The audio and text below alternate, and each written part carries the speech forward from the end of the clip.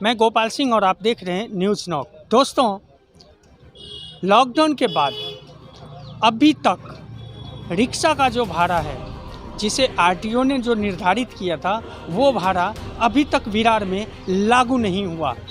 लेकिन अब यहाँ के मशहूर पत्रकार मयूरेश बाग, जिन्होंने एक बात कही है कि रिक्शा का जो भाड़ा है उसे कम किया जाए, बीच का रास्ता तलाशा जाए। लेकिन अभी तक जो रिक्शा की भाड़ा 20 रुपया चल रही थी, मैंने सोचा कि क्यों ना रिक्शा चालकों से ही बातचीत की जाए और उनकी भी क्या समस्या है, क्यों नहीं वो लॉकडाउन के पीरियड में जो रेट बढ़ा था उसको अभी तक कम किया और क्या क्या मुद्दे निकल के आएंगे, वो सब आपको इस वीडियो में देखने को मिलेगा। तो बस बने रहिए मेरे साथ और देखते रहिए न्यूज़ नॉक।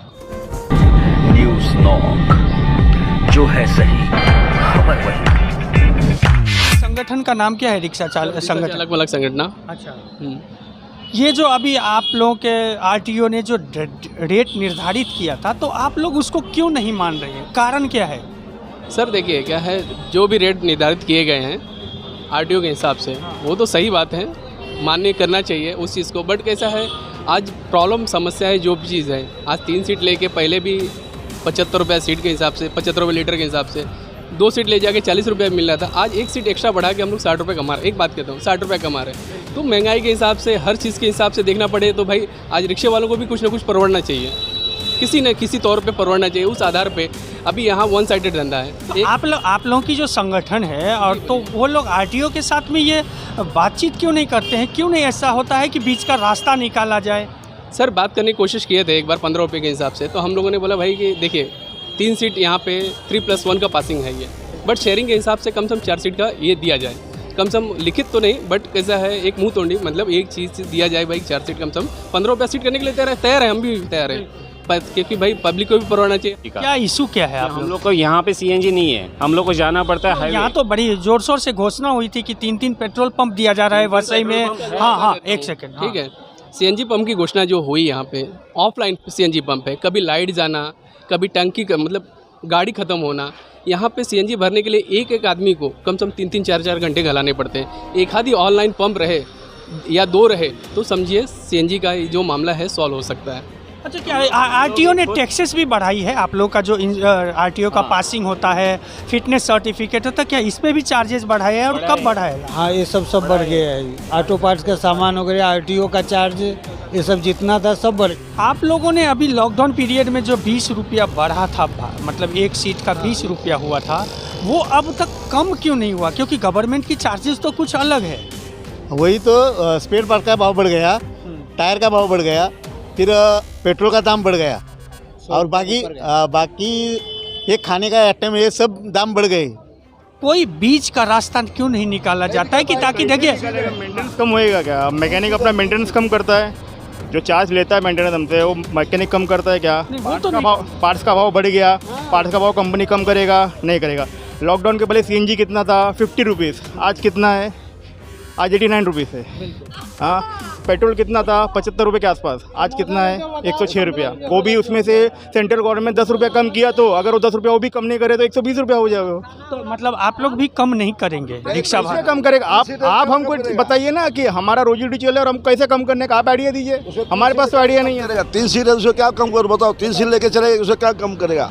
चौथा पैसेंजर बैठता है। कहीं ना कहीं ये आप लोगों का मुद्दा जो है वो महंगाई आप लोगों को बहुत लपेट रहा है। 30 रुपये में भी, 60 रुपये में भी एमटी मारना पड़ता है।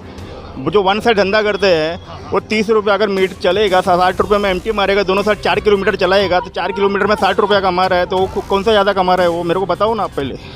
हाँ, जो पंचर होता है, एक खिला घुसता पंचर होता है, पहले 20 रुपये लेता था, अभी 50 रुपये लेता पंचर वाला। क्यों लेता है? उसको क्यों नहीं जाके बोलता है? ये लोग हर चीज़ खाली रिक्शा वाला सबको दिखता है, रिक्शा वाला सब दिखता है कर देते। गवर्नमेंट ने तो आपको रूल बना के दिया ना, 12 रुपया कुछ पैसा या 13 रुपया है यहाँ से साईनाथ, फूलपाड़ा, मनबेलपाड़ा का, तो फिर आप लोग क्यों नहीं उसको 12 के बदला 15 कर दो? क्योंकि अब आप ऐसा अगर आप लोग नहीं करते हैं तो अब एक जन आंदोलन सी जैसी माहौल बनेगी विरार में। फिर आप भी आंदोलन करोगे कि हमें महंगाई, जैसा कि आप लोग अभी बोल रहे हो, तो फिर बीच का रास्ता क्या है? बीच का रास्ता सर निकालना तो पड़ेगा, क्योंकि सब महंगाई सबके ऊपर है। हाँ, बिल्कुल। जो यात्री सफ़र करते हैं वो भी महंगाई को मार झेल रहे हैं। लेकिन उसी में तो हम भी आते हैं ना सर। अब महंगाई मतलब लॉकडाउन से सही बात 20 रुपया सीट हुआ था, लेकिन लॉकडाउन के जब वो लगा तो उसके बाद सब चीज़ का बढ़ गया भाव। पेट्रोल कितना 110 गया, और सीएनजी जहाँ पे 45 रुपया था 50 अभी 90 रुपया हो गया है। तो सर कहीं ना कहीं तो हर एक चीज़ का भाव बढ़ रहा है, तो हमें भी तो पड़वाना चाहिए। हम यहाँ से भाटपाड़ा कितना 6 किलोमीटर है, कितना लेते हैं सर 20 रुपया लेते हैं। अब यहाँ से मतलब कहीं भी उतरो बैठो, लेकिन वो 6 किलोमीटर का रेंज हमें पड़ता है क्या 20 रुपये। लेकिन एक कमी भी देखा हूँ, आप लोग जो रिक्शा चालक मालक संघ हैं वो यात्रियों को जब आप 20 रुपया भी, अगर आपने कहा कि भाटपाड़ा का मैं 20 रुपया लेता हूँ, तो कितने सीट बिठा लेते हो? 4 seat sir. 4 seat? Yes yes. 5 seat नहीं? नहीं सर, 5 सीट पे हवलदार पकड़ता, केस करता, 200 रुपया फाइन है। अच्छा। हाँ सर, 5 सीट बैठाते ही नहीं, एक सीट का 4 ही फाइन सीट होता है। एक सीट का एक 200 रुपये फाइन। सेवक हो चाहे कोई भी हो, सब नेता हो हमारे सबके लिए हैं, चाहे वो आम आदमी हो चाहे हम रिक्शे वाले हों। हम भी तो भाई जनता के बीच में ही आते हैं, तो सोचें, सबके बारे में सोचें, सबके बारे में। आप भी न्यूज़ एंकर हैं, मैं भी जानता हूं, और भी न्यूज़ एंकर हों जिन्होंने भाई ये मुद्दा लेके आए हैं, रखे हैं आरटीओ में। मैं यही चाहता हूं कि सोचे तो सबके बारे में सोचें, भला करें तो सबका करें, पब्लिक का भी करें, हमारा भी करें, सबका। देखिए सबको प्रॉब्लम है, पब्लिक को भी है। मैं मानता हूँ 20 रुपया ज़्यादा है, बट कैसा सबको प्रॉब्लम है, तो कोई एक रास्ता निकाला जाए जिसकी वजह से सबका भला हो, पब्लिक का भी भला हो, हमारा भी हो।